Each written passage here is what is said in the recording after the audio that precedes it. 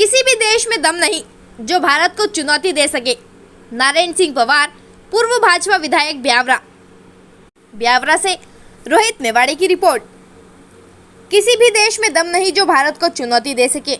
नारायण सिंह पवार, ब्यावरा। देश के प्रधानमंत्री नरेंद्र मोदी के कार्यकाल के 9 वर्ष पूर्ण होने पर आयोजित प्रेस वार्ता को संबोधित करते हुए पूर्व विधायक नारायण सिंह पवार ने कहा कि विगत 9 वर्षों में देश के प्रधानमंत्री ने देश को बहुत मजबूत किया है। आज पूरे विश्व में किसी भी देश में दम नहीं जो भारत को चुनौती दे सके। इसी क्रम में उन्होंने कहा, मोदी के कार्यकाल में देश को मजबूती मिली है, चाहे वह रक्षा क्षेत्र हो, चाहे देश की अर्थव्यवस्था हो, सभी में सुधार हुआ है।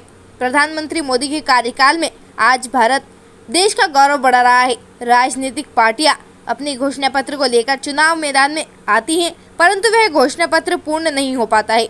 लेकिन देश के प्रधानमंत्री द्वारा जो संकल्प लिया गया, ना खाऊंगा ना खाने दूंगा और देश को मजबूत करूंगा, इसी के तहत उन्होंने देश को स्वावलंबी बनाकर विश्व के मानचित्र पर एक नए रूप में स्थापित किया है।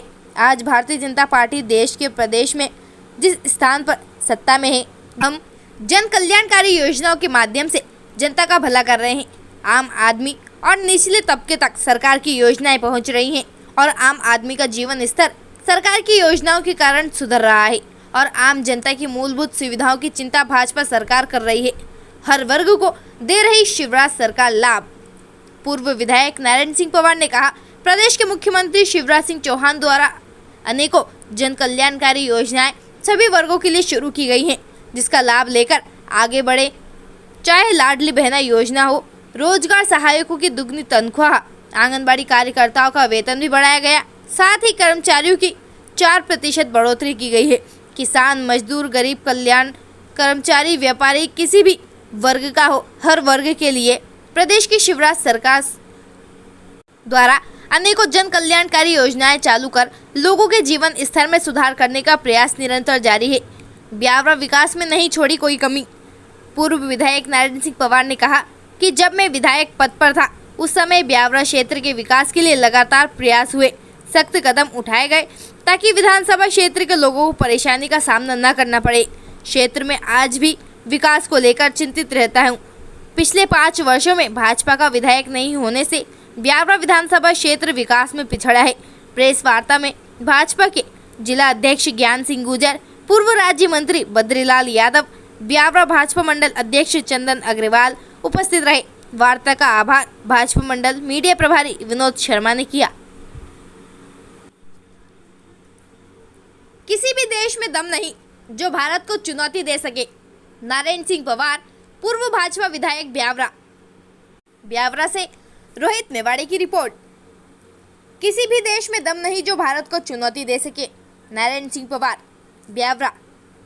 देश के प्रधानमंत्री नरेंद्र मोदी के कार्यकाल के 9 वर्ष पूर्ण होने पर आयोजित प्रेस वार्ता को संबोधित करते हुए पूर्व विधायक नारायण सिंह पवार ने कहा कि विगत 9 वर्षों में देश के प्रधानमंत्री ने देश को बहुत मजबूत किया है। आज पूरे विश्व में किसी भी देश में दम नहीं जो भारत को चुनौती दे सके।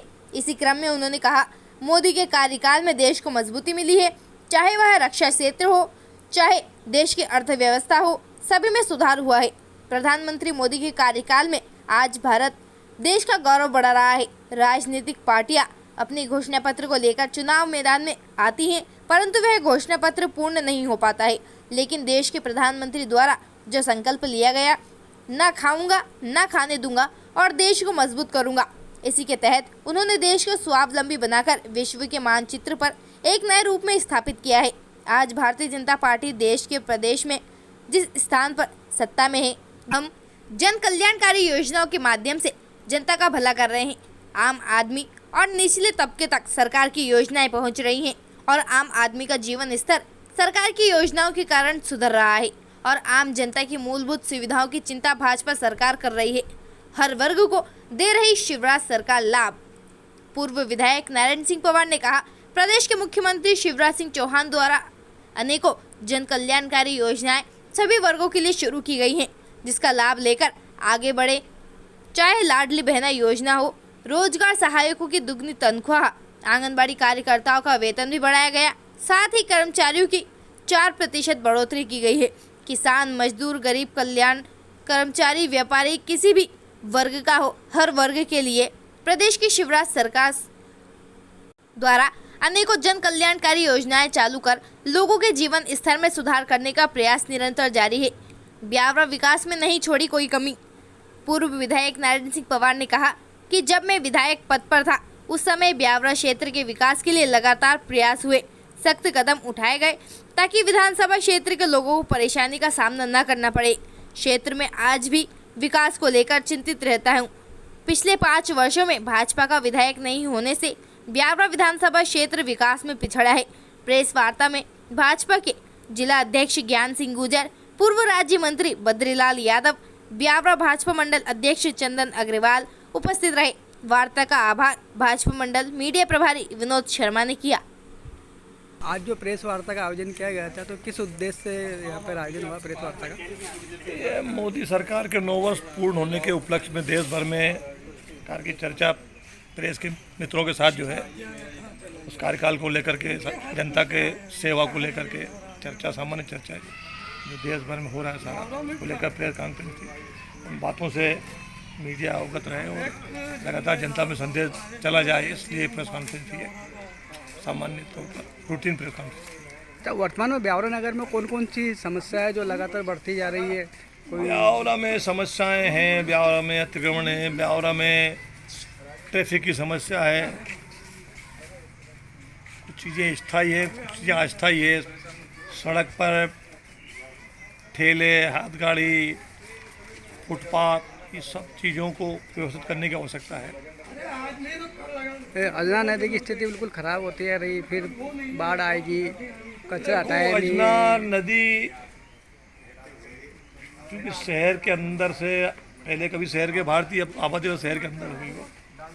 लेकिन अजनार एक ऐसा प्रोजेक्ट है, उसको हम नदी भी नहीं रखते, नाला भी नहीं रखते हैं। छोटी नदी कभी अच्छी नदी थी, हमारी कलकल धारा बहती थी, लेकिन अब जैसे आबादी बढ़ी वैसे गंदगी उसमें समझ चलेगी। सारे गंदे नाले, सारी गंदगी शहर की निस्तार का उसमें मिश्रण होता रहा है।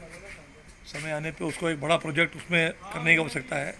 आज तो उसमें अस्थायी समाधान के लिए प्रयास करता है प्रशासन, लेकिन वो स्थायी समाधान जब तक नहीं होता समस्या हल नहीं होगी।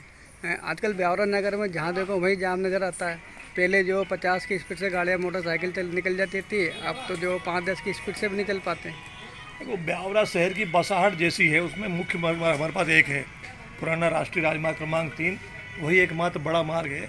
और शहर की आबादी की बसाहट और व्यापार का केंद्र भी यही स्थान है। हमने प्रयास किया, पिछले कार्यकाल जब मैं विधायक था तो हमने उसको रोड को दोहरा किया है, 4 लेन रोड बनाया उसको। कुछ लोगों को तकलीफ हुई उसको अतिक्रमण हटाने के कारण जो मकान पीछे हटाए गए। उसके बाद भी चूँकि बहुत बड़ी आबादी का शहर होता जा रहा है, आसपास का बड़ा क्षेत्र है, मंडी बड़ी है, यहाँ व्यापार बड़ा है, तो लोग आवागमन तो रहेगा यार, साधन बड़े हैं, 4 पहिया वाहन, 2 पहिया वाहन, इसलिए ट्रैफिक तो लगातार रहेगा। आगे कोई विकल्प, इसका वैकल्पिक मार्गों की ओर विचार करेंगे भविष्य में कि ब्यावरा में वैकल्पिक मार्ग कुछ और बने ताकि ट्रैफिक उसके ऊपर हम डाइवर्ट कर सकें।